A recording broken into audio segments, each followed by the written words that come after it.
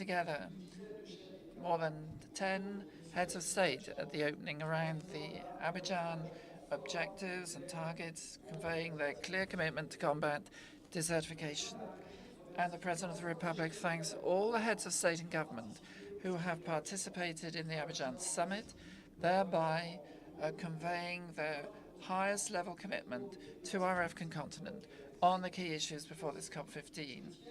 And I also wish to congratulate on his behalf the Republic of India, the organizing country for COP14, for the huge amount of work it has done, and thank it for the support it has been affording COP15 and will afford the President COP15 throughout his term of office. And they may rest assured that we will follow the course they have already laid down.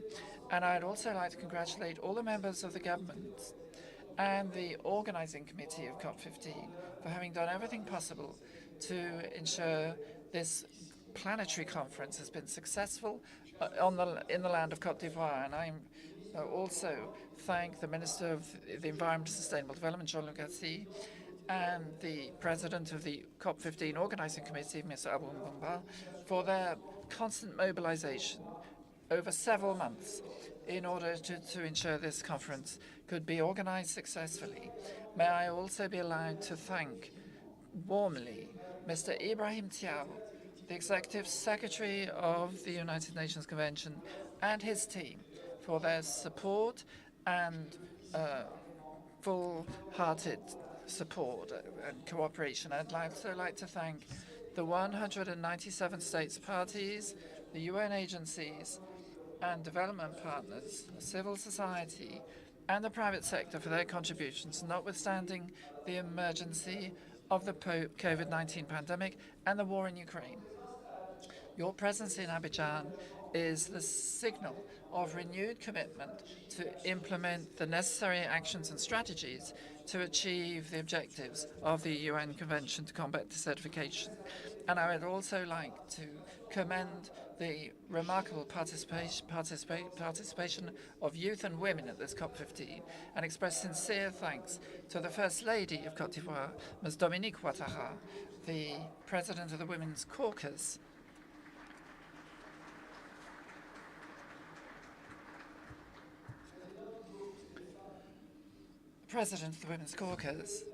as well as the First Lady of the Democratic Republic of the Congo, who spared no effort to ensure that this gathering would be successful, and they were defining, enlightening deliberations. Through my voice, Côte d'Ivoire finally wishes to thank the states parties for having elected our compatriot, Minister Alain Arouli, as president of COP15.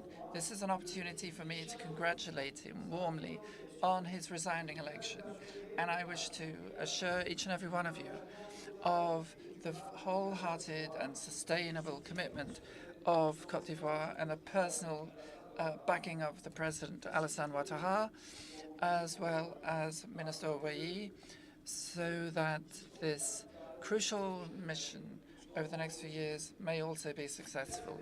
Ladies and gentlemen, distinguished guests, the challenge was to make this conference a success, and it was a double symbol for the future. Firstly, that of the renaissance of our country, a rebirth after decades of huge efforts under the leadership of the President of the Republic, and thanks to the sterling mobilization of an entire people. Côte d'Ivoire now has restored its place on the continent and its march towards the future. And our economic growth, our human capital, our hospitality, our organization and investments bear witness to this, and we should be proud of it, and we should be worthy of it. The second symbol of the future is that embodied specifically by this COP15. It is indeed the extension of an unflinching commitment of our country for a decade now to understand the challenges facing our natural ecosystems and to seek effective and enduring solutions to combat desertification of our land and deforestation.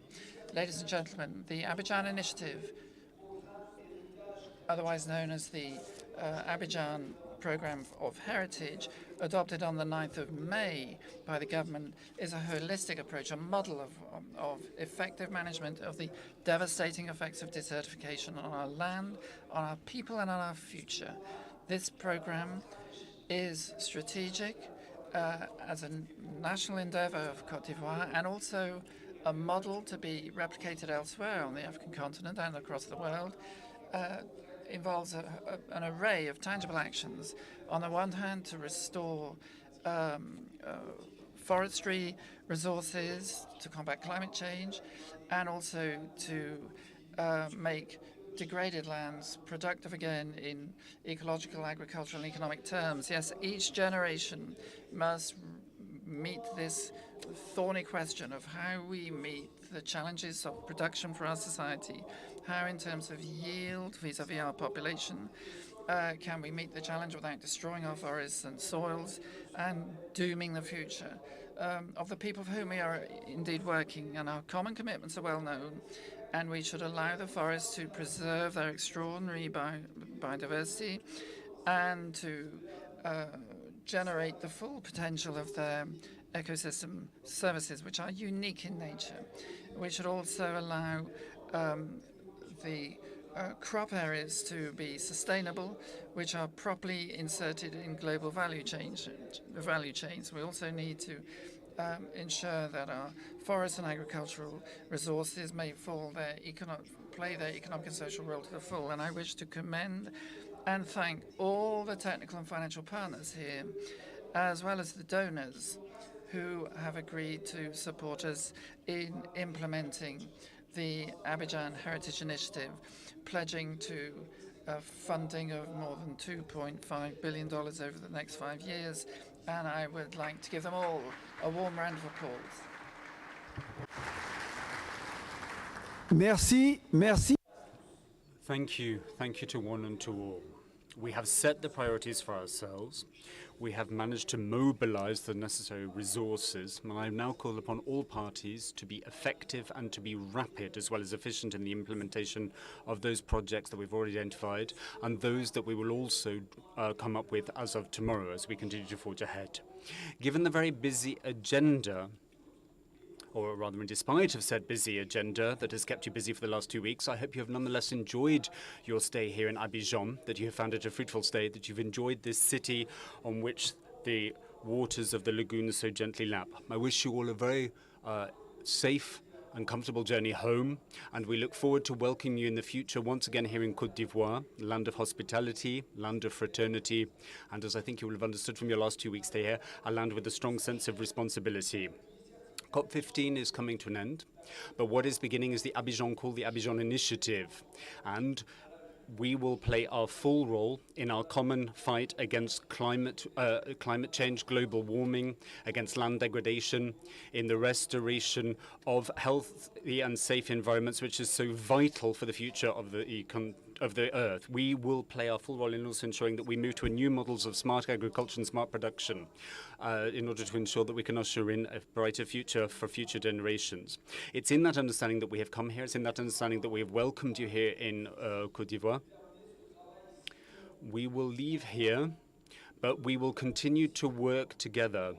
Working together is so important because we have a moral obligation to put our shoulder to the plow and to undertake the work that is required to make sure that from today, from tomorrow, we have a brighter future, a prosperous future. Ladies and gentlemen, this is with this word of conviction and admission that I would like sincerely once again thank you, to congratulate you for your great and tremendous contribution. It was so nice to have you here at home. It was so warm to have you by our side. Now you're about to leave. For those who really want to leave, have a nice and safe trip back home. For the one who, after having stayed here a couple of days, feel like maybe here is better than home, feel free to stay. Feel free to stay.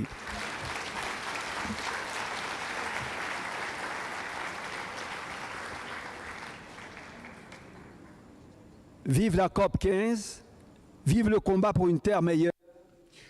May we continue our combat for a better Earth. Thank you all very much indeed.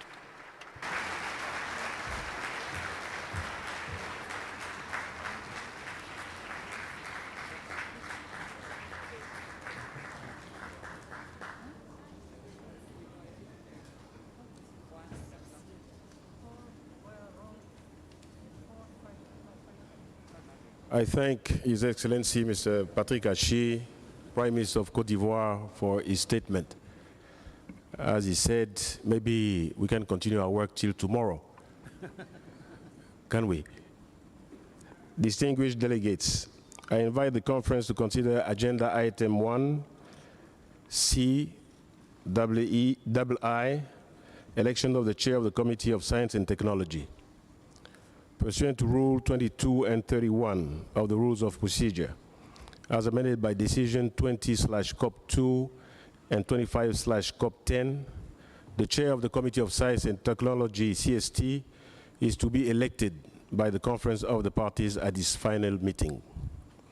I have been informed that Mr. George Luis Garcia Rodriguez from Mexico has been nominated to serve as chair of the Committee on Science and Technology at its 16th session.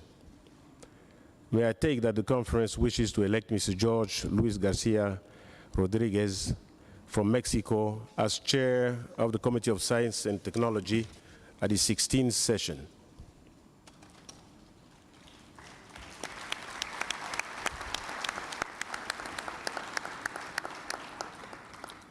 I guess I hear no objection, so it is so decided.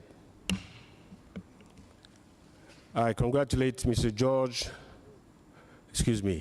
Jorge Luis Garcia Rodriguez on his election as chair of the CST. Distinguished delegates, I invite the conference to consider Agenda Item 1C, III, election of the chair of the Committee of the Review of the Implementation of the Convention. In accordance with paragraph 8 of the Annex to Decision 13/COP13, the chair of the Committee for the Review of the Implementation of the Convention, CRIC, is elected at the final meeting of the session of the CRIC, held in conjunction with the sessions of the COP. I've been informed that Ms.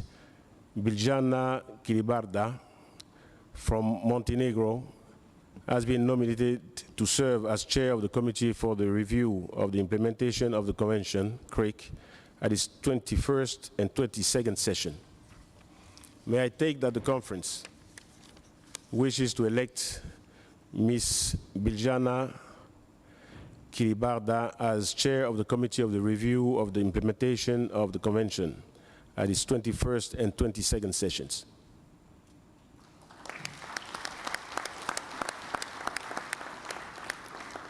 I hear no objection, so it is so decided.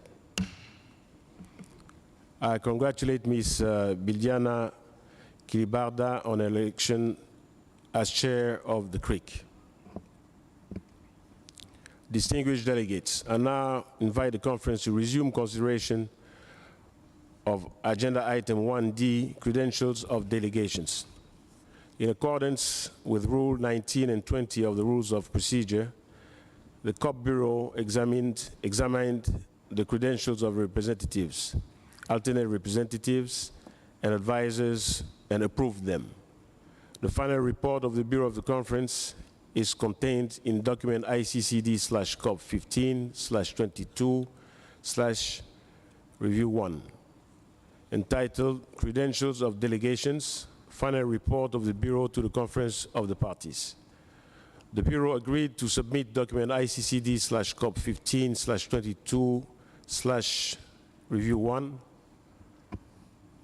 and draft decision ICCD/COP15/L16 for consideration by the conference. May I take that the conference wishes to approve the report and adopt the draft decisions contained in document ICCD/COP15/L16? I hear no objection. It is so decided. Distinguished delegates, I now invite the conference to consider Agenda item 1F, organization of work, including the sessions of the subsidiaries bodies.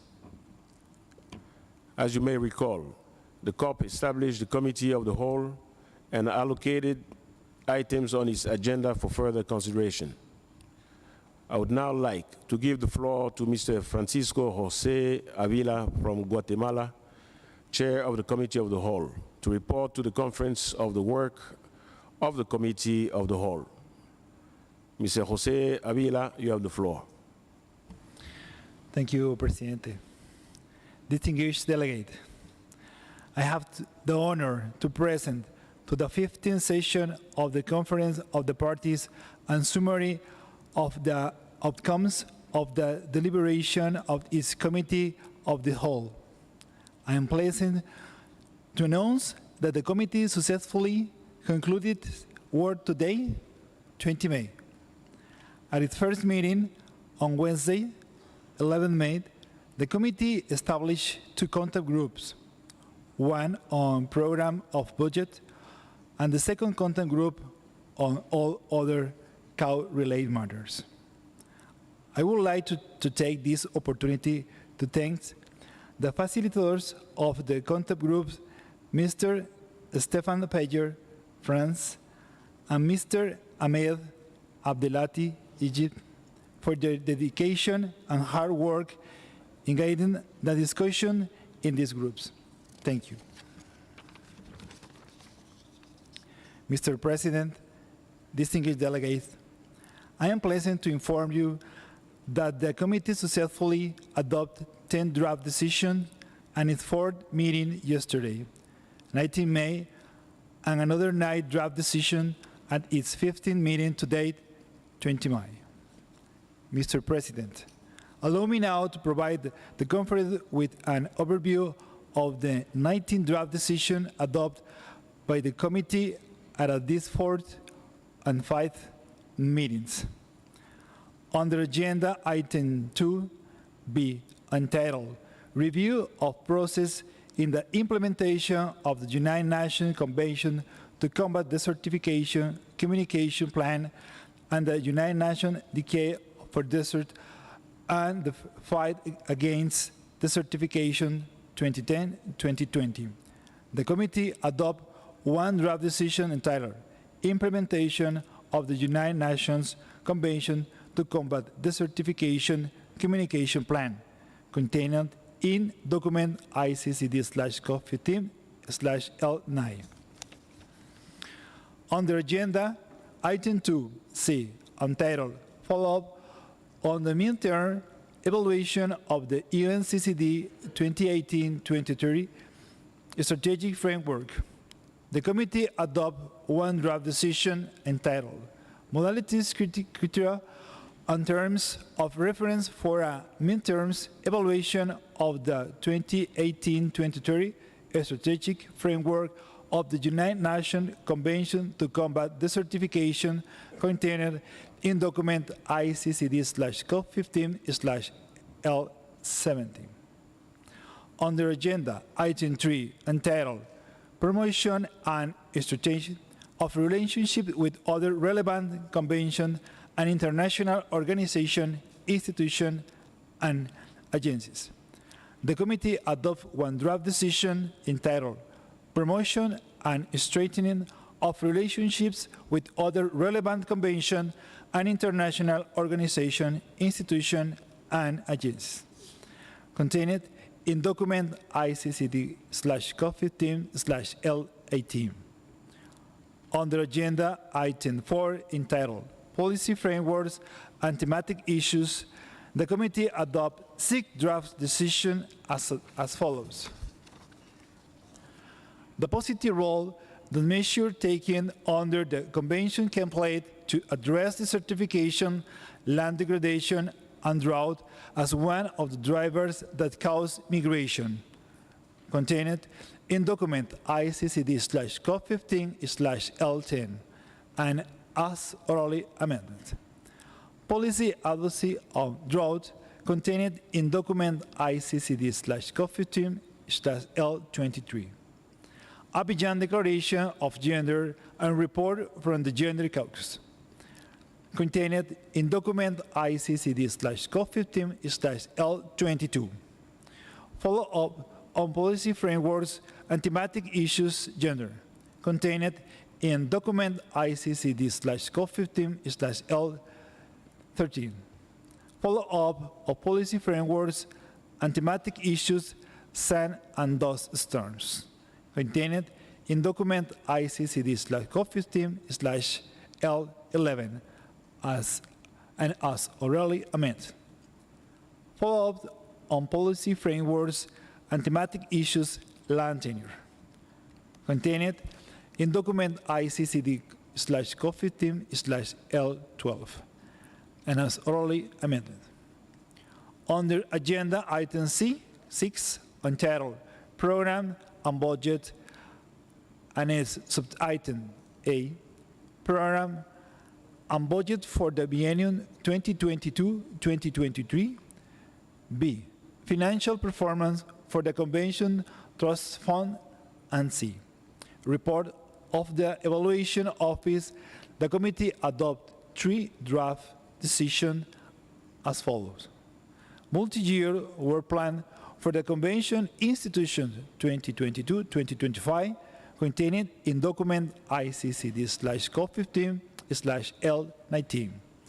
Program and budget for the triennium 2022-2024, contained in document ICCD/COP15/24. And designation of a convention secretariat and arrangement for its functions, administrative and report arrangements, contained in document ICC/COP15/L5, and as orally corrected. Under agenda item 7A, entitled Participation and Involvement of Civil Society Organization and Meaning and Process of the United Nations Convention to Combat Desertification, the committee adopted 3 draft decisions as follows. Declaration of Civil Society Organization attending the 15th session of the Conference of the Parties, contained in document ICCD/COP15/L1. Participation and involvement of civil society organization in meetings of process of the United Nations Convention to Combat Desertification, contained in document ICCD/COP15/L14. Declaration of the Youth Forum, contained in a document ICCD/COP15/L3. Under agenda item 7B, entitled Participation and Involvement of the Private Sectors in Meetings and Process of the United Nations Convention to Combat Desertification and the Business Engagement Strategy, the committee adopted draft decision as follows. Report for the Green Business Forum, contained in document ICCD/COP15/L2. Participation and involvement of the private sector in meetings and process of the United Nations Convention to Combat Desertification, contained in document ICCD/COP15/L15. Under agenda item 7C, entitled Program of Work for the 16th session of the Conference of the Parties, the committee adopted 2 draft decisions as follows. Dates and venues of future session of the Conference of the Parties, contained in document ICCD/COP15/LA. Program of work of the 16th session of the Conference of the Parties, contained in document ICCD/COP15/L21.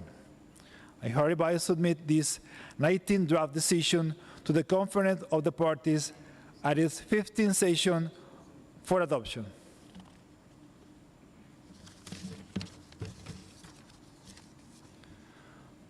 Finally, I would like to thank all delegations for their flexibility and spirit and compromise that allow the call to complete to work, allow it to it. Thank you, Mr. President.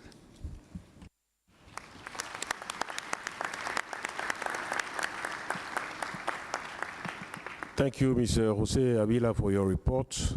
I also thank all the parties for the constructive engagement and flexibility in finalizing the work of the Committee of the Whole. May I take it that the conference wishes to adopt the following drafts proposal: ICCD/COP15/L1 to L3, L5, L8 to L15, L17 to L19, and L21 to L24. Hearing no objections, it is so decided.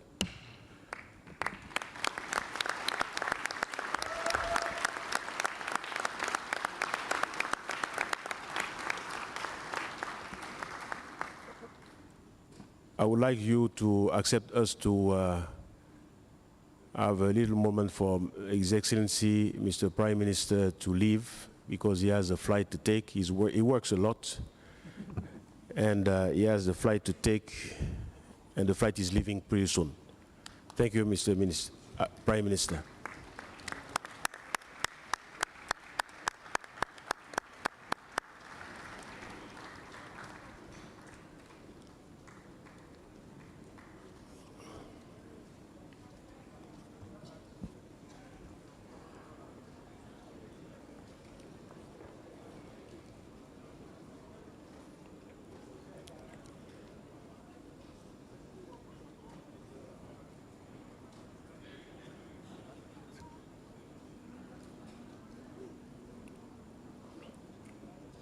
Est-ce qu'on doit give the floor to any? Je vais dire ça quand même. Hein? On va te demander. Mais il faut que ce soit clair qu'ils parlent on the work of the cow. Parce qu'ils vont faire des C'est maintenant après. juste après, à la fin.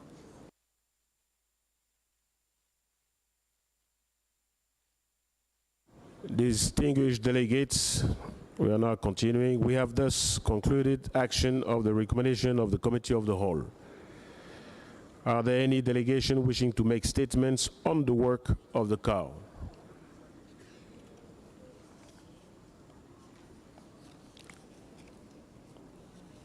No? I see no request for the floor. Let's invite the conference to turn to agenda item 5, high-level opening ceremony, sub-items B, parallel ministerial high-level roundtables, I, roundtable 1, rights, rewards, and responsibilities, the future of land stewardship, double I, roundtable 2, land restoration, a path to sustainable post-pandemic recovery, triple I, roundtable 3, the big dry, from disaster to drought resilience. C, interactive dialogue 1, land regeneration, the role of youth in shaping a sustainable land agenda. D, interactive dialogue 2, future-proofing land use, shifting patterns in production and consumption. In connection with this agenda item, the conference has before it 2 draft decisions. The first draft decision, entitled Land, Life and Legacy Declaration, is contained in document ICCD/COP15/L20. May I take that the conference wishes to adopt the draft decision contained in the document ICCD/COP15/L20?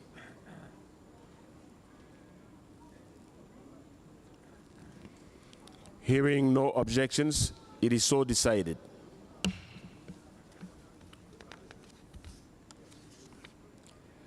The second draft decision, entitled High-Level Opening Ceremony, is contained in document ICCD/COP15/L7. May I take it that the conference wishes to adopt the draft decision contained in document ICCD/COP15/L7? Hearing no objection, it is so decided. Distinguished delegates, I now invite the conference to turn to agenda item 8, report on the session. I invite the rapporteur, Ms. Narine Akobian of Armenia, to present the draft report for the 15th session of the COP. Ms. Akobian, you have the floor. Distinguished President of COP15, distinguished delegates, ladies and gentlemen, I have the honor to present to you the draft report of the 15th session of Conference of the Parties to the United Nations Convention to Combat Desertification. In this regard, the conference has before it document ICCD/COP15/L6, which contains in chapters 1 and 2 an account of the opening of the session and the organizational matters of the session, respectively. Item C of Chapter 2 contains information of credentials of delegations. In this respect, I would like to inform the conference that in connection with the final report on credentials contained in document ICCD/COP15/22 Review 1, the credentials of India and Guinea will be included in the final report of the session.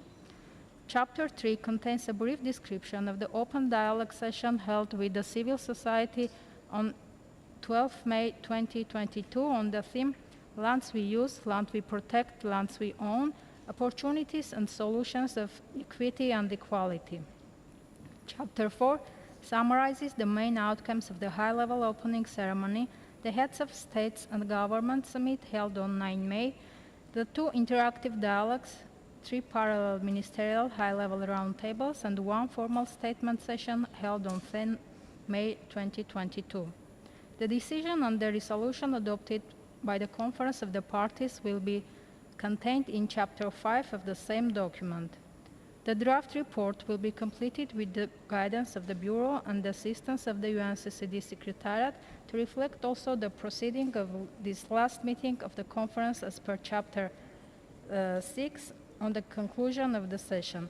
With that said, Your Excellency, I recommend this draft report to the Conference of the Parties for its consideration. Thank you.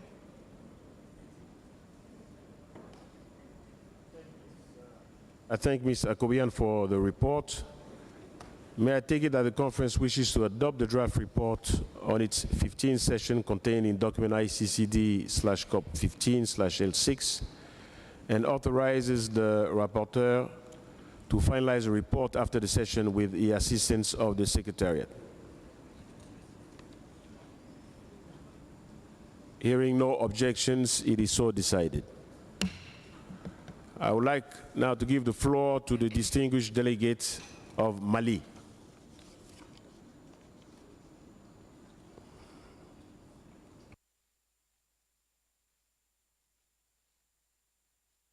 Mali.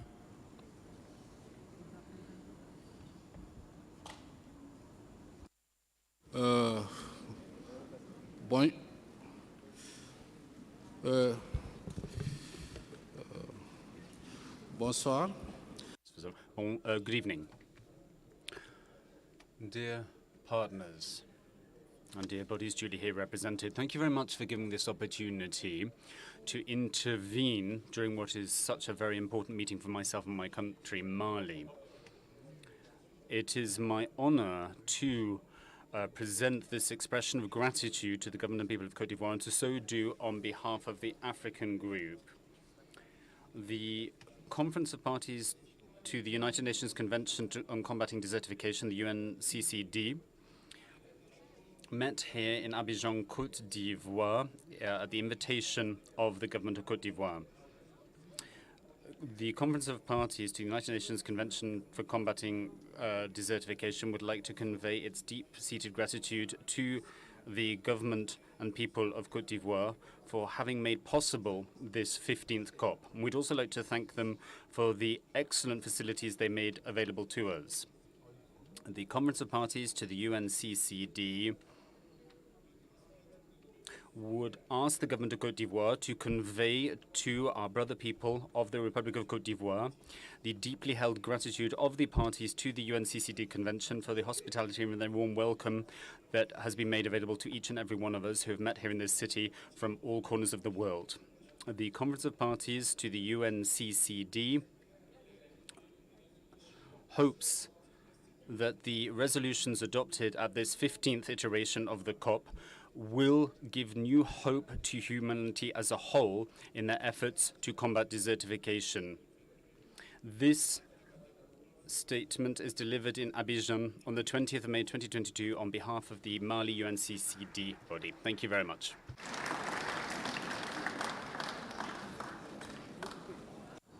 I thank you for this expression of gratitude. May I take that the conference wishes to adopt the draft resolution entitled Expression of Gratitude to the Government and the People of the Republic of Côte d'Ivoire, containing document ICCD/COP15/L4. Hearing no objections, it is so decided.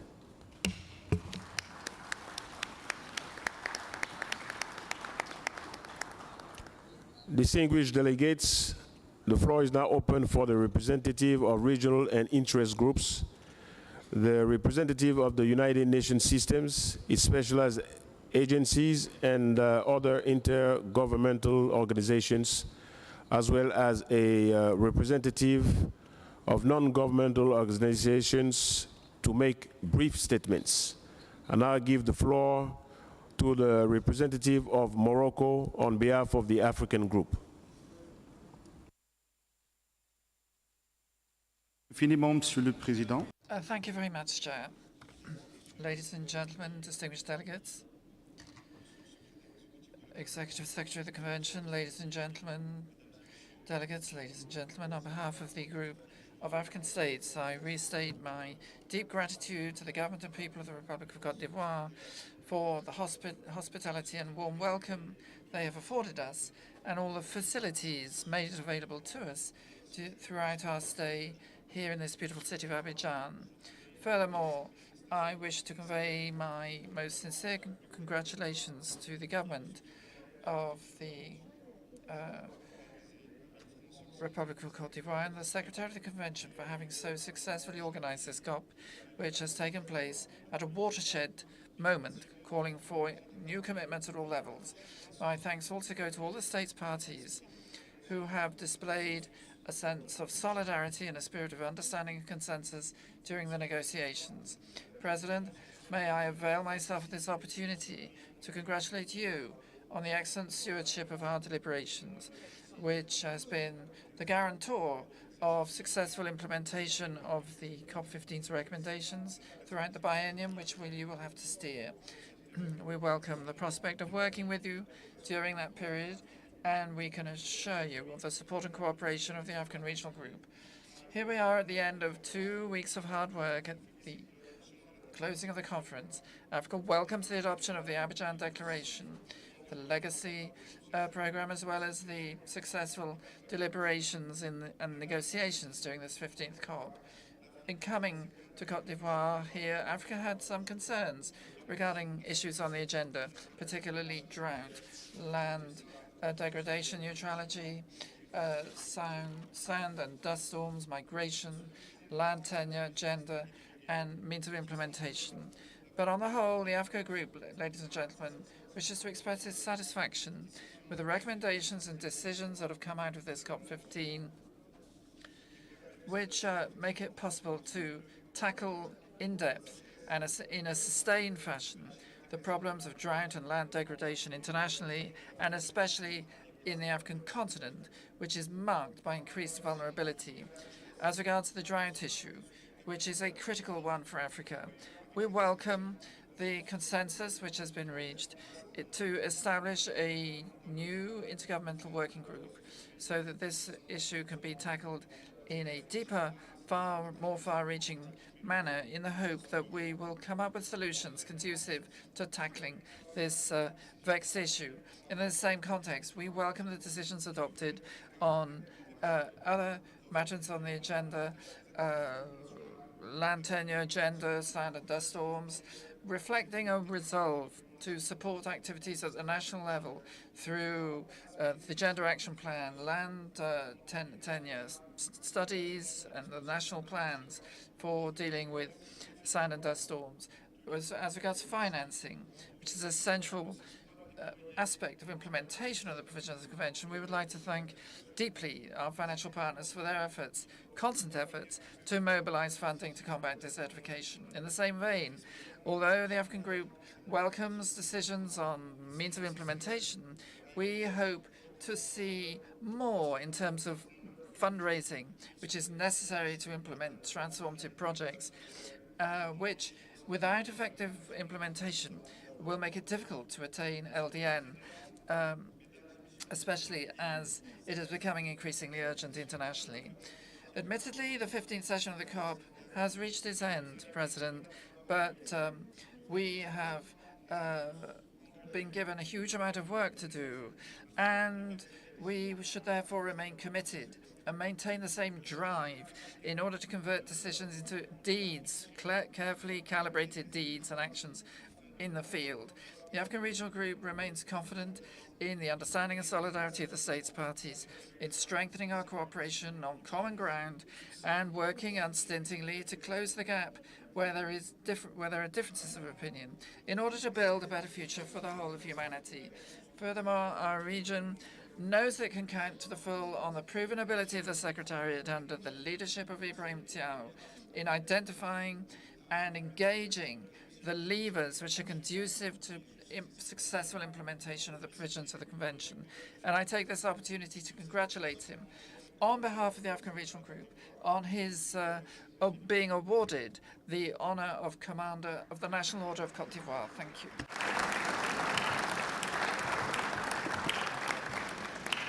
Thank you, Morocco, on behalf of the African Group for your statement. I will now give the floor to France on behalf of the European Union. France, you have the floor.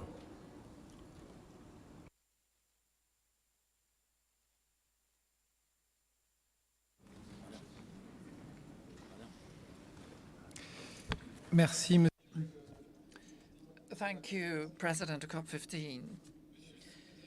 Executive Secretary, dear delegates, I have the honor to make this statement on behalf of the European Union and its member states. First of all, the European Union and its member states thank the Côte d'Ivoire for having hosted this 15th Conference of the Parties and thank it for its hospitality and the smiles on the faces of its inhabitants.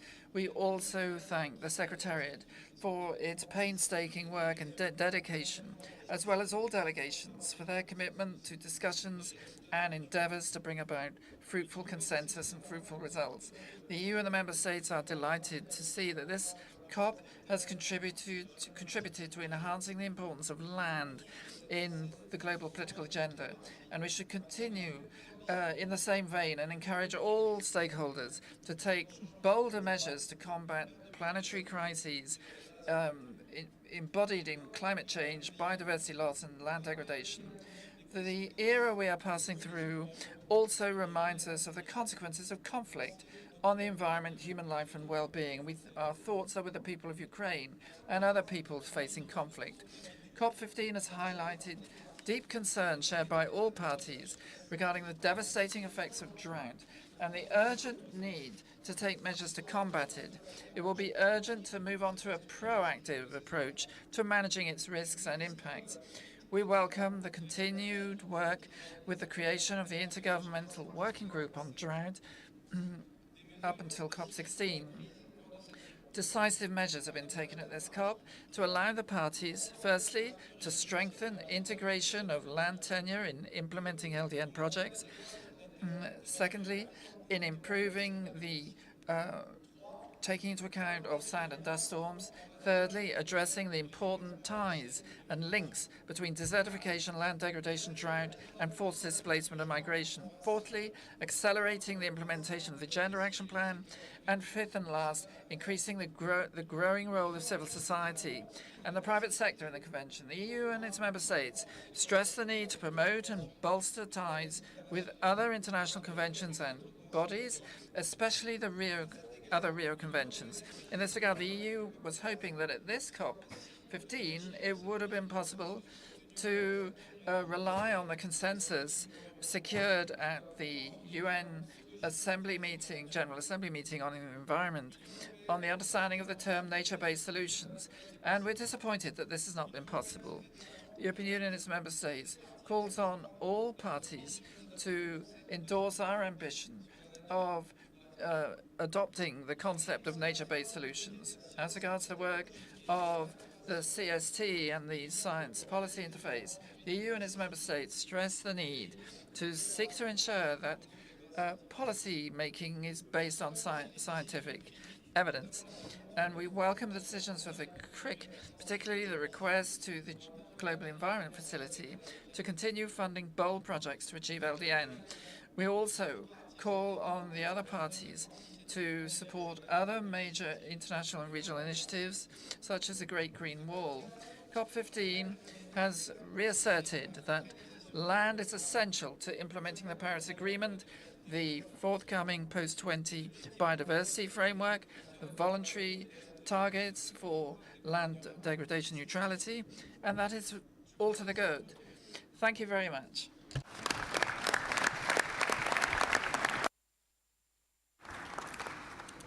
Thank you, Franz, for your statement on behalf of the European Union. I will now give the floor to Mongolia on behalf of the Asia-Pacific Group. Mongolia, you have the floor. Thank you, President.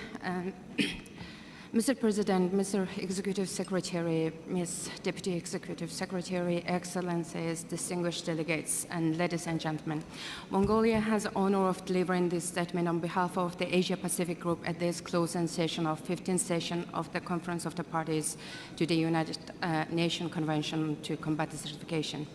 Asia-Pacific would like to congratulate parties, our host, the Republic of Cote d'Ivoire, the UNCCT Secretariat, and the Global Mechanism and partners for successful delivery of COP15 meetings and in bringing us all together to discuss the effective implementation of the convention at all levels. Mr. President, drought and water security issues are occurring around the world. Daily news stories of the sand and dust storms bringing the cities to the halt, land degradation and water salinity in our communities, all of which have been really impact on our life and all lives and economies. The Asia-Pacific Group had high hopes after 3 years since we last met in Delhi that parties would grasp the opportunity at COP15 to make strong decisions to advance our collective understanding, collaboration, and support for implementation, particularly in the areas of drought, sand and dust storm, capacity building, and financing implementation. And while we did make decisions, there is still so much that remains to be achieved. Mr. President, drought truly is a global issue that requires global commitment. Therefore, consensus to strengthen the drought agenda under the UNCCT framework is imperative. We have said that land matters, that we need to build forward better, that we must be united for land. If we truly believe this, then we need to be ready to make commitments for the good of our convention. We welcome the decision to establish an IWG to bring further focus to drought at global policy level in order to help parties to continue our work beyond COP15 and to build understanding and consensus on the road to COP16. Land and soil are the foundation of livelihoods, human health and food security, and curbing the land degradation enhances agriculture production and water efficiencies, which are crucial for Asia-Pacific region that comprise many LDCs, LLDCs, and SIDS. Parties agreed on COP decisions that reflect issues too dear to us as a gender, migration, sand and dust storms, and partnership with the private sector within reasonable limits. The group welcomes the nature-based solution, ecosystem-based approach as a way forward to provide synergies and contribute to the implementation of the convention, and as well as other multilateral agreements. We also welcome the establishment of Business for Land, created under the Changwon Initiative as a means to encourage further engagement of private sector in implementation of the convention.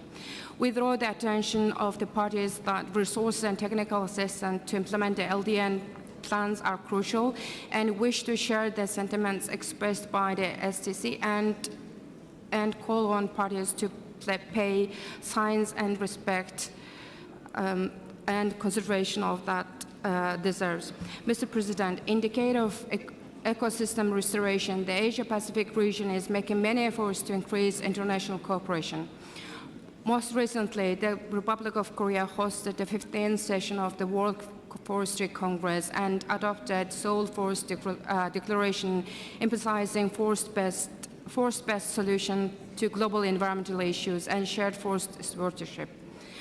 There are many other examples, but further support for cooperation and collaboration at the regional and sub-regional levels is also needed. At this closing session of the 15th session of the Conference of the Parties, Mr. President, Asia-Pacific region once again take the opportunity to thank our host, the government, and the people of Cote d'Ivoire for their warmth and hospitality, for sharing their culture, hosting us these past 2 weeks in Abidjan. Abidjan Declaration is an important outcome of the good efforts of all delegations, and we will look forward working with you under the COP15 presidency to raise the profile of the convention. Asia-Pacific Group is also proud of the hospitality on offer from our region, and especially in regard to the offers from the government of Uzbekistan to host CRIC 21 in 2023, from the Kingdom of Saudi Arabia to host COP16 in 2024, and from the government of Mongolia to host COP17 in 2026. We look forward to the support of the parties to ensure the successful hosting of these UNCCD meetings. Finally, we would like to thank delegates, panelists, interpreters, and secretariat, especially the local staff working behind the scene. We acknowledge and appreciate all of your efforts in delivering successful COP15. We look forward to welcoming all of the delegation to Asia-Pacific region and wish you good health and safe journeys until we meet again. Mr. President, thank you for the attention.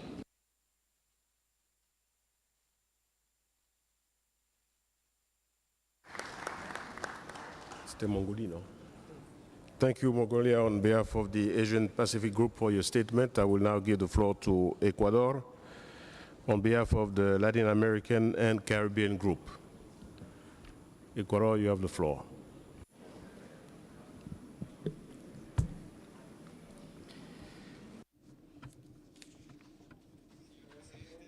President, distinguished Executive Secretary, distinguished delegates, a good evening to you all. I have the honor of making this final statement on behalf of the countries of the Latin American and Caribbean Group to the 15th Conference of the Parties of the United Nations Convention to Combat Desertification. We wish to restate our gratitude to the Republic of Cote d'Ivoire for its hospitality and the facilities for holding this Conference of the Parties. Likewise, we thank the Secretariat of the Convention for the organization of so important an event, as well as the participation of national delegations and the various UN agencies, as well as other participants. President, at this meeting, we have managed to produce new and valuable decisions to bolster implementation of our convention and contribute to the Sustainable Development Goals, especially those dealing with land degradation neutrality, which requires a far-reaching commitment and dedication and cooperation among all states parties. GRULAC features among its priorities the implementation of the 2030 Agenda for Sustainable Development, with emphasis on Target 15.3, relating to combating desertification, drought, and flooding, and seeks to bring about a world with neutral effects on land degradation. Therefore, we shall continue implementing steps to bring about neutrality of land degradation as part and parcel of our national target implementation, hoping to count on the support of other parties, especially the developed countries, for effective implementation of the Convention. And we should emphasize that we also seek to explore complementarity between the work of this Convention and the Convention on Biological Diversity and the United Nations Framework Convention on Climate Change, obviously respecting the various mandates and objectives of each convention. We would like to emphasize the effects on the Earth of climate change, and therefore we need to have sufficient and predictable resources, including technical assistance and financial resources, as well as technology transfer and capacity development, in order to implement the actions which may allow us to tackle these problems. We also underscore the work of the bodies of the Convention, such as the Committee on the Review of Implementation of the Convention, the CRIC, which performs an essential role for the achievement of our objectives, as well as the Committee on Science and Technology. And through it, we also wish to thank the Science Policy Interface. We acknowledge and endorse the importance the Convention has afforded to issues of migration, gender, drought, and land tenure, especially people who are in positions of vulnerability, women, youth, indigenous peoples, and rural communities, with special attention paid to small island developing states, such as those in the Caribbean. We shall also stress the need for being more proactive in implementing early warning systems for drought. It's important to mention that the pre-COP regional meeting, kindly organized by the Secretariat, made valuable contributions for our countries and their unity. And this has allowed us to gain ownership of issues, which were going to be addressed at this meeting, and generate national inputs for the negotiations.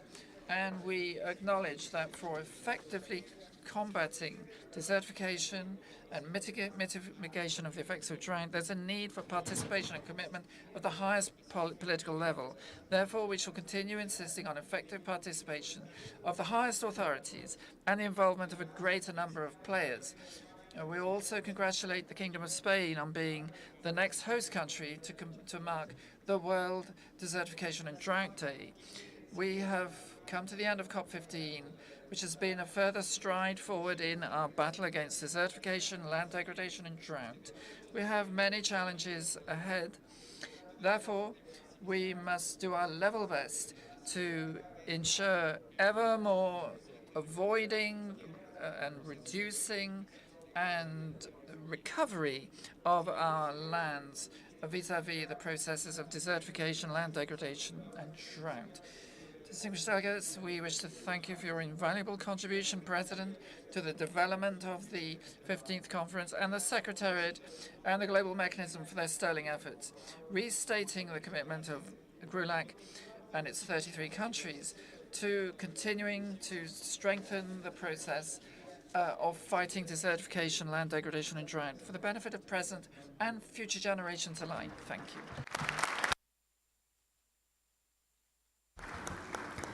Muchas gracias, Ecuador, Thank you, Ecuador. and Caribbean Group. I will now give the floor to Turkey on behalf of the Regional Implementation Annex for Northern Mediterranean, Annex 4. Turkey, you have the floor. Thank you, Mr. Chair. Your Excellency, Mr. Alain Richard Donwahi, President of COP15, Your Excellency, Executive Secretary, Mr. Ibrahim Tiaf, Excellencies, distinguished delegates, ladies and gentlemen, it is an honor to deliver these statements on behalf of the Northern Mediterranean region and its 12 affected country parties. We would like to extend our sincere thanks to the government and the people of Côte d'Ivoire for hosting the 15th session of the Conference of the Parties of the UNCCD in Abidjan. During the last 2 weeks, we have heard speeches encouraging all stakeholders to take action. We have been involved in intense negotiations, and we have participated in invaluable events such as the Gender Caucasus, Drought Day, and Sun and Dust Storms Day, Food Day, and Science Day. A number of key decisions have been made, which will guide future efforts and help us achieve the goals of the UNCCD. We deeply appreciate the involvement of the private sector, civil society organizations, and the youth in COP15, as they are essential in the fight against DLDD. We would like to emphasize the importance of ensuring gender equity in all the measures taken to mitigate the LDD, and would like to welcome the ambition of the Abidjan Declaration on achieving gender equality for successful land restoration, which clearly states that achieving gender equality is essential for all the topics that we have discussed during COP15. Annex 4 also welcomes the decisions made in this COP and the actions taken by the Secretariat and the global mechanism in relation to all the other thematic issues, including droughts, sand and dust storms, land tenure and immigration, as well as the progress made in the mobilization of the resources for the implementation of the Convention, the dissemination of its messages, the showcasing of best practices, and the support to capacity building. Regarding droughts, we appreciate the results of the discussions aiming to build tools to mitigate, adapt to, and cope with its growing effects. We need to invest more resources and energy in measures to deal with droughts, a highly relevant issue in Annex 4 countries. Despite all the decisions and recommendations made, we must bear in mind that we cannot adequately implement and address the drivers of the LDD without establishing peace. The COVID-19 pandemic, the climate and biodiversity crisis, and the conflicts in Ukraine and other countries are having a strong impact on people's lives and environmental health, exacerbating food insecurity, land degradation, and migration, making the goals of this convention more necessary than ever.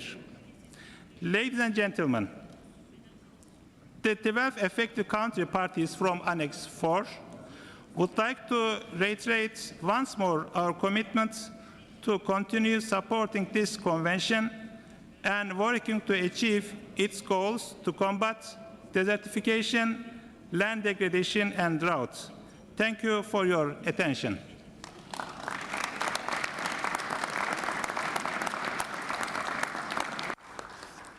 I thank Turkey on behalf of the Regional Implementation Annex for Northern Mediterranean for its statement, and I will now give the floor to Georgia on behalf of the Regional Implementation Annex for Central and Eastern Europe, Annex 5.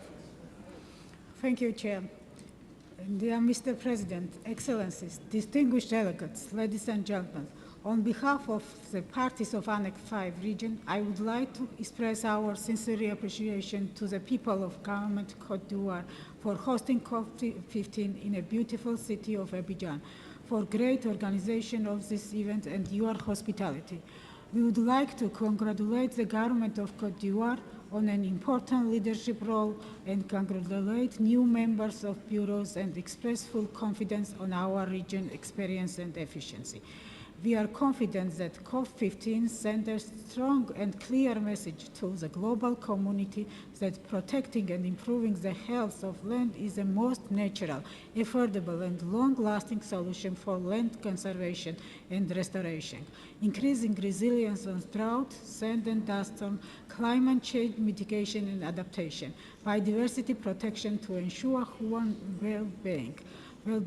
The impressive list of participants of the high-level segment, governmental leaders, ministers, civil society, and private sector in this difficult pandemic situation shows that the UNCCD is a high-level global forum for all stakeholders to contribute. We appreciate the initiative of Côte d'Ivoire on adoption of the Land, Life and Legacy Declaration under COP15, which confirms the commitment of the countries to solve issues on desertification, land degradation, drought, at highest possible political level. With regard to the outcomes of COP15, our region welcomes to the decisions of conference. Each of three committees has achieved their goals by providing a comprehensive platform for policy deliberation and recommendation. COP15 became an important milestone on the way to achieve voluntary LDN targets and SDG Target 53. Our region expressed its further commitment to work on integration of LDN targets in the national strategic documents, and we have already good practice in using LDN-based approach in the regulatory framework and land use planning. It will be a contribution to the synergy of the Rio Conventions, and it will increase countries' ability to mobilize financial resources and strengthen technical capacity. Mr. President, distinguished delegates, the parties of Annex 5 region welcome the support provided by the global mechanism through LDN transformative projects and programs and through other existing financial mechanisms. In the meantime, we emphasize the need to mobilize additional and diverse sources of financing for implementation of the convention at national level. Drought became increasingly intensive and turning into natural disasters, and our region faces negative impacts of droughts on social and economic life of the population. We encourage the parties and the Secretariat to continue pay attention and to solving drought-related issues for all ecosystems. We welcome the establishment of the new Intergovernmental Working Group on Drought. Considering the importance of drought issue, and inclusive and in-depth decisions between all stakeholders is needed to come up with most optimal solution to efficiently manage drought under the convention. We support the effort of the Secretariat in strengthening countries' preparedness for sand and dust storms, including the development of component and toolbox. And we encourage the Secretariat and global mechanisms to continue support countries in this area. We welcome contribution provided by Secretariat and global mechanisms regarding the reporting process, including the development of new reporting platform Price 4, and encourage further supporting of countries in development of national capacity to monitor and report on the implementation of the convention. It is very important to provide joint support to all eligible countries to meet their reporting obligation in a timely manner. Parties of Annex 5 region welcome to approval of the roadmap to guide the accelerate the implementation of Gender Action Plan. We also consider the importance of Gender Caucus in Abidjan and its recommendation in the convention implementation. We recognize that the key role of young generation in addressing land degradation, drought, and other areas of the convention, and the need for their further empowerment. Our region also acknowledges land tenure is critical in achieving land degradation neutrality and addressing drought. We do assure that Annex 5 region will continue to make every effort at national and regional levels towards complementation objectives at the COP15. We wish to thank all for a successful session of the COP15. Have a safe flight home. Thank you, Mr. President.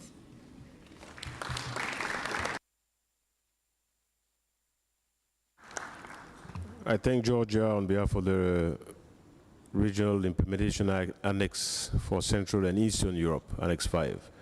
And I will now give the floor to the United States of America. You have the floor.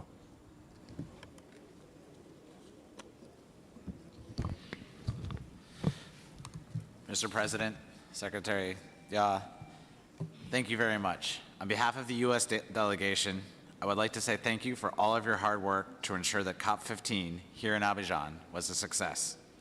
Côte d'Ivoire took on a great challenge, hosting a massive global event in the time of a global pandemic.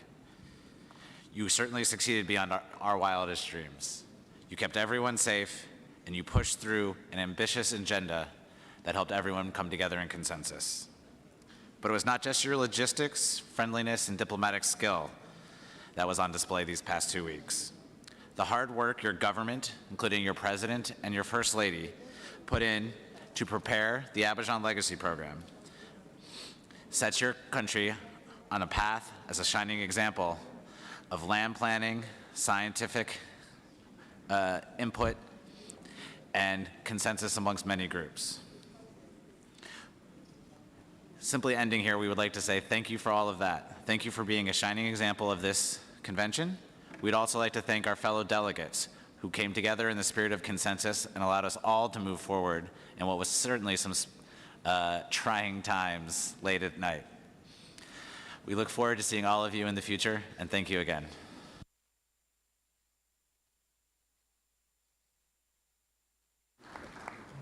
I thank the United States of America for this statement. Thank you. And I give the floor to UNEP for its statement. UNEP, you have the floor. Yeah. Mr. President, distinguished delegates, dear colleagues, the United Nations Environment Programme stands committed to continue supporting the objectives of this convention. We know too well the planetary crisis of land degradation, climate change, and biodiversity loss. Land grounds us in all of these common global challenges we face. The solutions lie right beneath our feet, in our soils, our land, the very essence of what sustains us.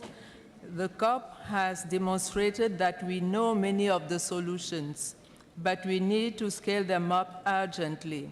We need to match our ambition with the financial and capacity resources needed to implement.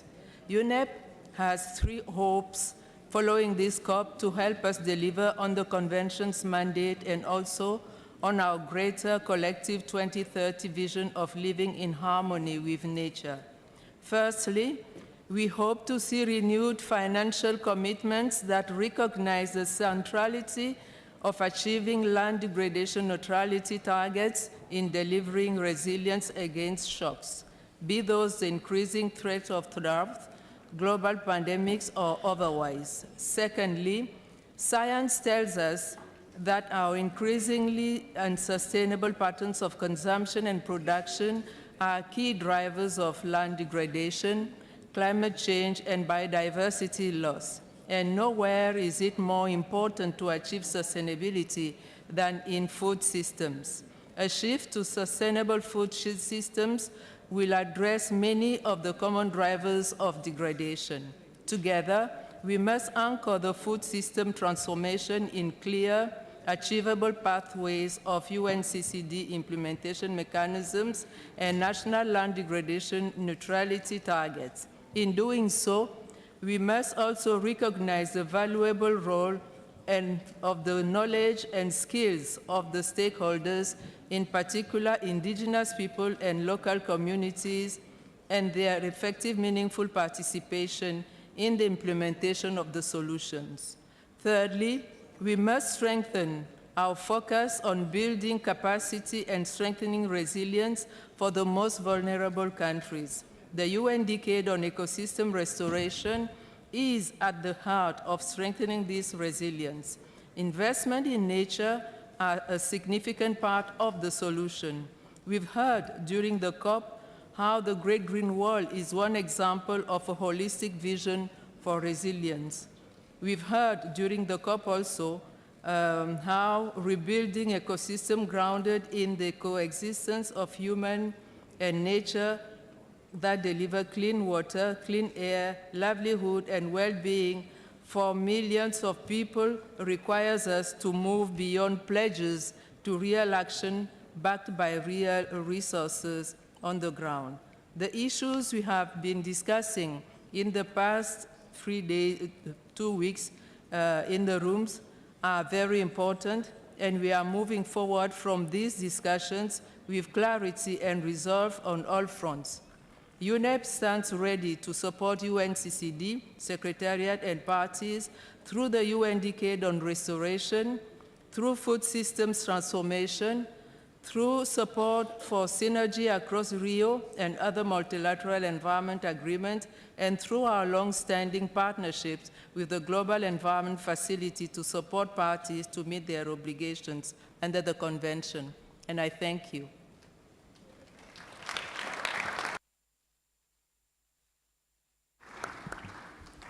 I thank UNEP for the statement and now give the floor to FAO for its statement.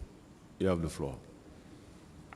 Dear Mr. President, distinguished delegate, the Food and Agriculture Organization of the United Nations, FAO, would like to express its gratitude to the government of Côte d'Ivoire for hosting the 15th conference of the parties of the UNCCD and congratulate the UNCCD Secretariat for the successful implementation of COP15. FAO welcomed the rich exchanges we have heard during this COP. These exchanges and COP decisions are crucial to the ecosystem and millions of smallholder farmers, pastoralists, indigenous people, youth and women who commonly face higher risk and greater burden from the impact of land degradation, desertification, and drought. FAO Vision is a world free from hunger and malnutrition, where food and agriculture contribute to improving the living standard of all, especially the poorest, in an economically, socially, and environmentally sustainable manner.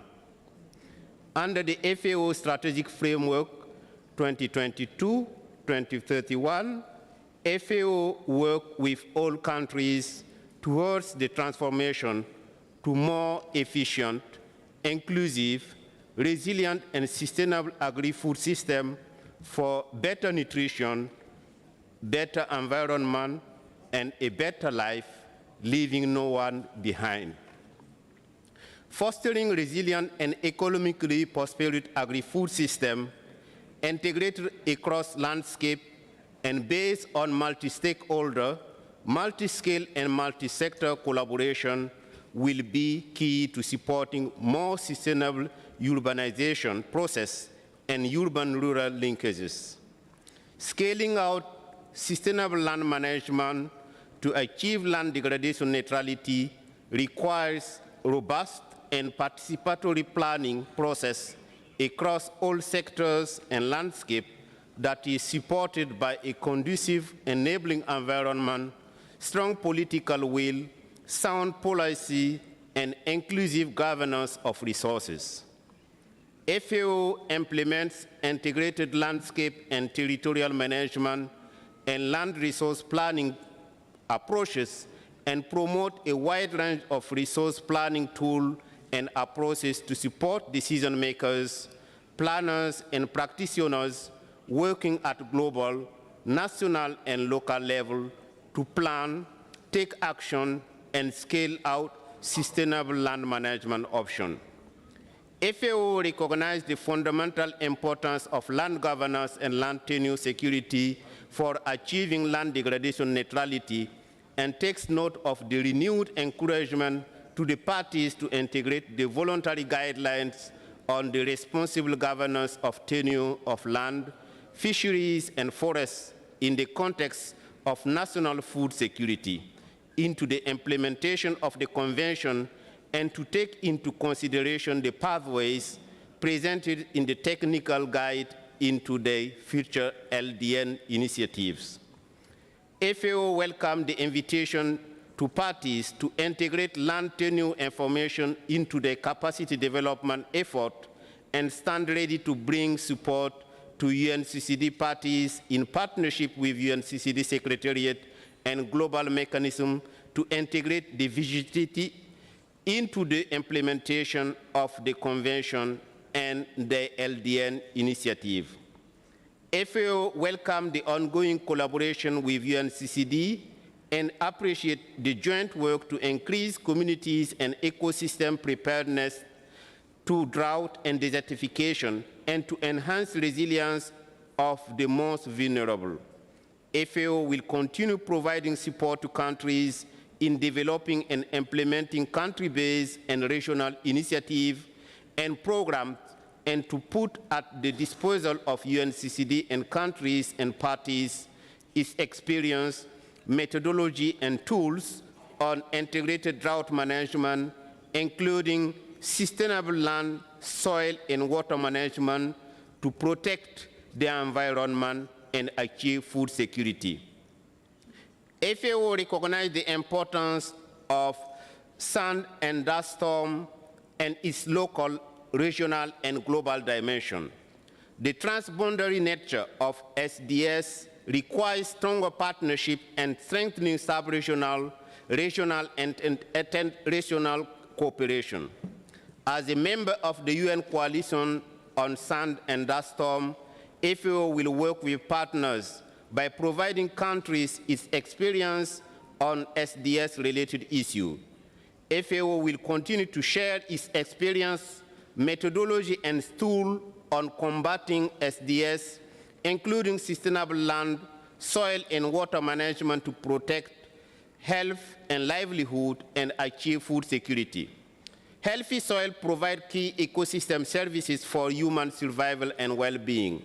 FAO Global Soil Partnership has become a world-leading voice in promoting sustainable soil management and the improved governance of the world's soil resources to achieve a vision of healthy soil for healthy life and healthy environment.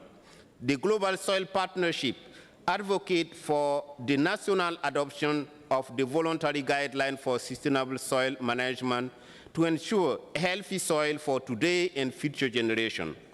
The Global Soil Partnership continues to support countries in improving capacities in soil data and information collection and monitoring, verification and reporting of changes in soil organic carbon as contribution to the land degradation neutrality indicators.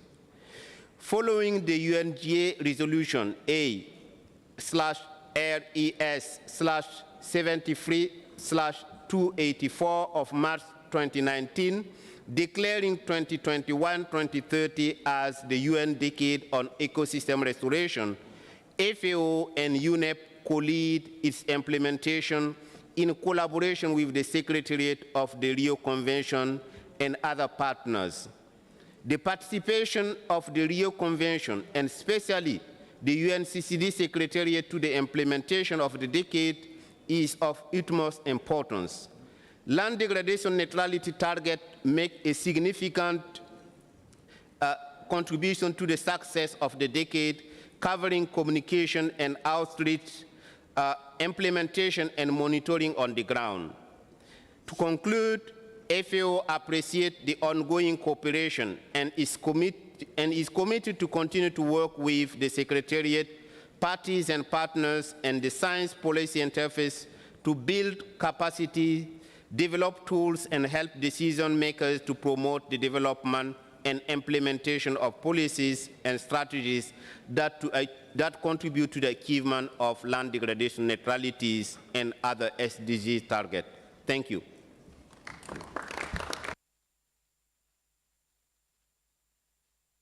I thank FAO for this statement, and I now give the floor to Ms. Anne Platiers for Environmental Monitoring Group on behalf of the civil society organizations.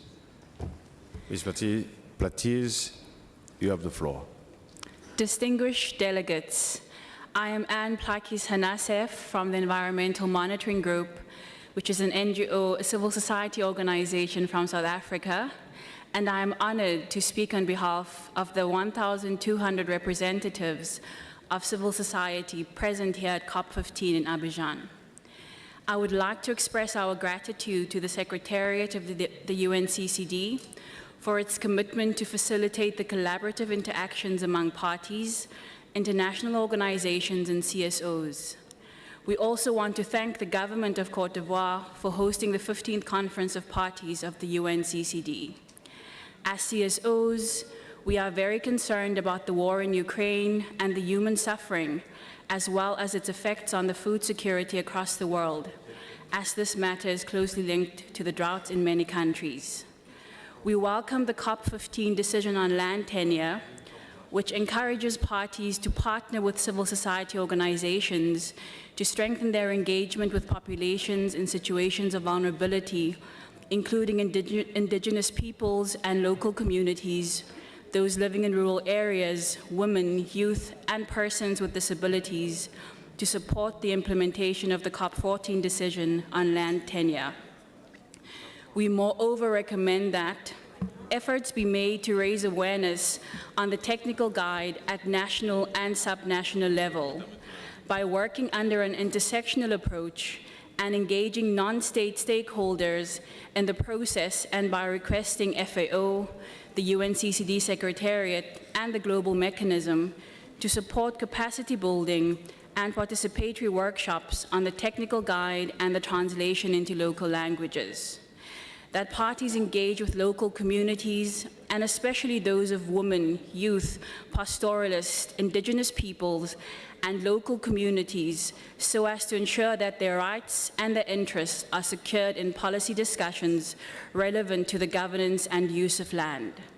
We further welcome the adoption of the CST decisions on policy recommendations resulting from the work program of the Science Policy Interface for the biennium 2020 to 2021, and that these recommendations reiterate the importance of respecting land tenure in the development and implementation of land use planning approaches and tools. We also welcome the COP decision about the participation of CSOs in UNCCD processes, which calls for a more balanced participation of CSOs in the sessions of the COP and its subsidiary bodies through fund mobilization for CSO participation, and which also promises a strategy for youth engagement in the processes of the convention. Furthermore, we call for support and to facilitate participation of civil society throughout the decision-making processes regarding LDN targets and the national drought plans. Continue ensuring the active participation of CSO observers in the SPI. Ensure effective engagements and strong partnership between national governments and government agencies, communities, local authorities, and the CSOs in preparation and organization of COP16, and allow the CSO panel to be an observer to the meetings of the Friends of the Chair. On gender, we request the following: to ensure that the Gender Action Plan and its roadmap are not standalone documents within the COP discussions, and adding gender experts to SPI and other subsidiary bodies. Ensure that the 4 priorities of the Gender Action Plan are to be implemented by the parties of the COP. 1, women's participation in decision-making processes. 2, women's economic empowerment. Women's equal access to land rights and access to resources. And 4, women's access to knowledge and technologies. Invite the Gender Caucus and Youth Caucus to reflect on the documents and to monitor policy impacts on populations in vulnerable conditions. On sustainable land management and land restoration, we are concerned that the SPI work program for the next triennium is not explicitly mentioning agroecological approaches and regenerative practices, and therefore we would like to highlight the importance of agroecological practices for millions of small-scale farmers and indigenous communities to feed the world. Therefore, we request you to promote and support agroecological approaches and regenerative practices as solutions to implement the UNCCD and reach LDN, while contributing to synergize the 3 Rio Conventions. Promote and develop funding mechanisms to support knowledge and practice development of land users, especially for women, youth, indigenous peoples, and pastoralists, together with scientists and CSOs to improve and upscale agroecological approaches and regenerative practices. On drought, we regret that the decision adopted in this COP is not up to the challenge, and therefore we make the following recommendations. Humanize drought. Give drought a human face and better understand the impacts of this disaster on the lives of children, women, men, farmers, pastoralists, indigenous peoples, and local communities. Considering that these people are vulnerable because of the magnitude of the situation that they are in, we therefore strongly encourage that the UNCCD documents refer to them as people in situations of vulnerability and not as vulnerable people. ensure better coordination of information sharing, policies and budget allocation regarding drought preparedness and response among ministries and government agencies, and also between the different governance levels from national via local authorities to local communities. By acting on the International Year of Rangelands and Pastoralists in 2026, by the UN General Assembly in March 2022, promote mobile pastoralist strategies on mitigating, adapting to, and living with climate variability and droughts, and recognize the role of sustainable pastoralism in reducing and responding to drought, restoring degraded rangelands, and achieving land degradation neutrality.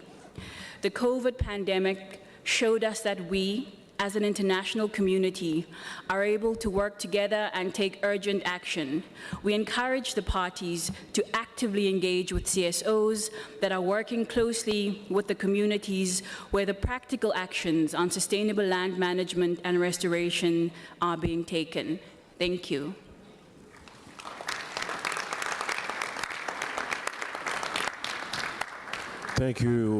Thank you, Madam. I'm sorry if I didn't pronounce your name well, so I want to know how to pronounce it, please.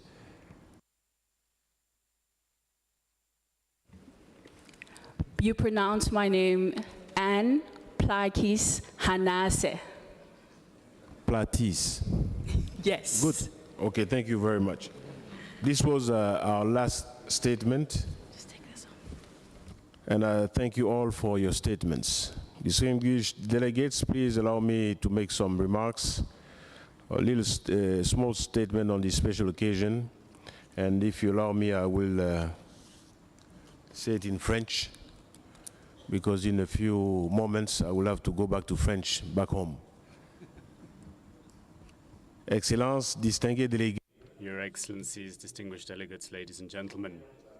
We have come to the end of the 15th Conference of Parties to the United Nations Convention to Combat Desertification. Allow me to convey to you, in my capacity as President of COP15, my sincere gratitude for your effective and active participation in this COP, as well as my gratitude to you for electing me as your President. I would like to pay particular tribute to the Executive Secretary of the Convention, Mr. Ibem Chao, as well as his whole team, for having generously shared with me their wise counsel. I would also like to share the gratitude of all participants in this convention and in this process of the COP15 to the President of the Republic of Côte d'Ivoire, His Excellency Mr. Alassane Ouattara, to Prime Minister Patrick Hachi, and to the government that he heads up for the very warm welcome that has been extended to us. On a personal note, I will long cherish the spirit of fraternity and unity that has been the hallmark of the exchanges over these last 2 weeks of work. This was a genuine tale of human endeavor, rich in lessons to be learned, and I, for one, learned a great deal. All of our agenda items set for this conference have been dispatched, which has allowed us to achieve the goals we set for ourselves, and I congratulate you for that. The thematic issues that we dealt with, inspired by the central theme or motto of this COP, land, life and legacy from scarcity to prosperity, were the subject of concrete proposals and suggestions that then took the material form of the resolutions adopted here on behalf of us all. The fight against drought, land restoration, mainstreaming youth and gender, and the involvement of civil society in the private sector were all the subject of meaningful and important statements at this COP. The Abidjan Call is a model of sustainable management of land and of a pro-job creation and pro-income boosting sustainable growth model that augurs well for young people and women in particular. It's a model template that can be replicated all around the world. Thinking back to the rich and lively exchanges we've had, I retain 3 key leitmotifs: the full buy-in and cooperation and commitment of all, the urgent need for action, and the pressing need to eliminate all forms of discrimination against women in the context of desertification, land degradation, and drought. We therefore have an ever-heightened sense of responsibility that we need to live up to. Your Excellencies, distinguished delegates, ladies and gentlemen, allow me to draw this statement to a close by commending the efforts undertaken by one and by all, and in particular by the Organising Committee, whom I thank for their hard work that culminated in this excellent conference, in which we enjoyed thanks to the working conditions and the ideal facilities. COP15 is at an end, but it is now that the rubber hits the road and the real work will begin. I myself will spare no effort in order to ensure that we can give more visibility and ensure more appreciation for our convention through the full implementation of the resolutions we have adopted. To arrive at that goal, I know that I can count on the support of each and every one of you in a climate characterized by fraternity and unity. And for that, I thank you.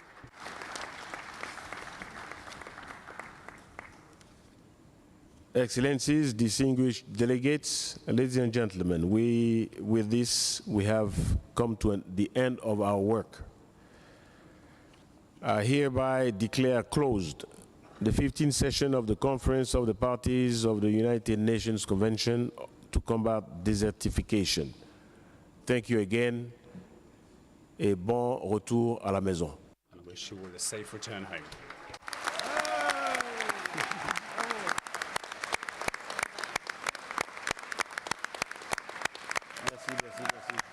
Merci. Ah oui, félicitations. Merci. Ouais, c'était bien. Pas facile, mais c'était bien.